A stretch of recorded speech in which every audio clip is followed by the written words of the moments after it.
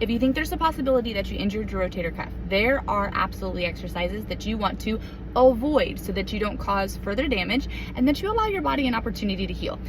In the last video, we talked about what is the rotator cuff, what is its function, and how does it get injured, and how do I know if I injured the rotator cuff? So if you have those questions, go check it out.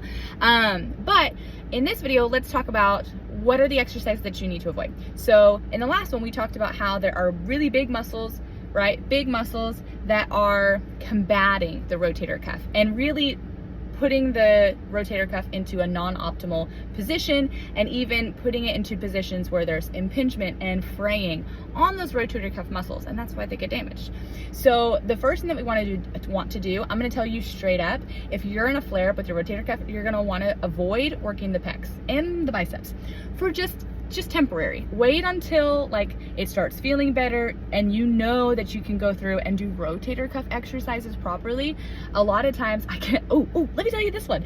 So a few years ago, my husband had a gentleman that was having issues with his shoulder.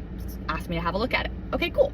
And this guy would do, really, really strong, would use, 40, 50, 60 on a chest press.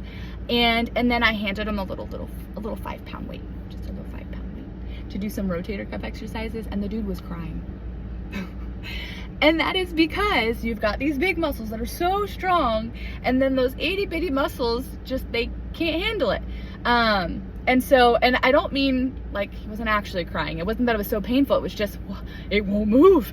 It doesn't do its thing. It's because it's had been so used to certain positions and certain movements that giving it something new was just, the muscle didn't know what to do. Anyway, so for temporarily, take away chest presses, push-ups, and biceps.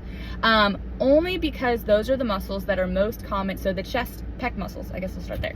So the pec muscles, you live life in front of you, right? So you are driving, you are on your phone or on the computer or picking up things.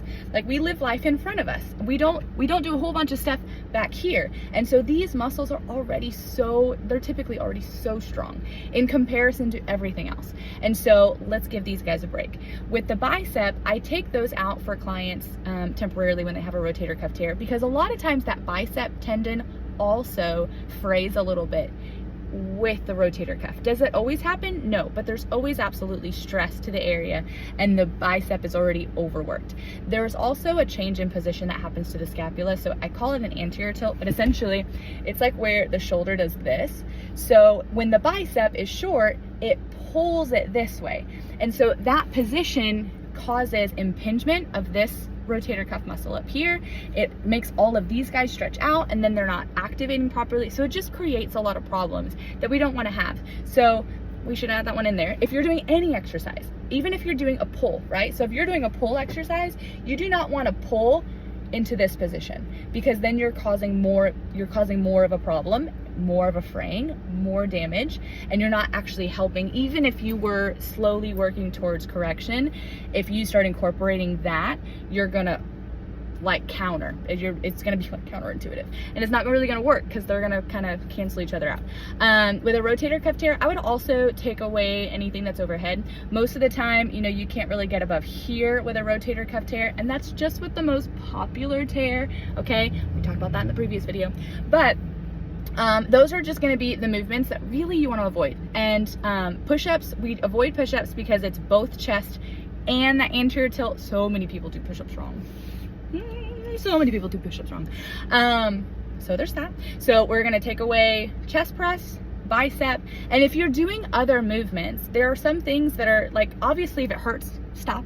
That's usually that is your body's way of communicating, hey, I don't like this. This isn't gonna work. Wait, I'm not stable here. Please don't put me here.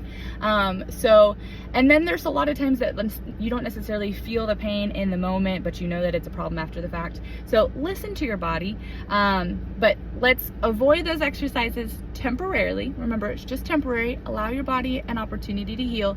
And if you don't know what exercises you should be doing, then you can go check out my app. It's called Live Pain Free. It's by Trainer in Pink. So if you put in either title, it'll be there in the Apple Store and Google Play, and it'll go week by week of what exercises, stretches, things to do to make your shoulder happy. I love you guys. Mwah.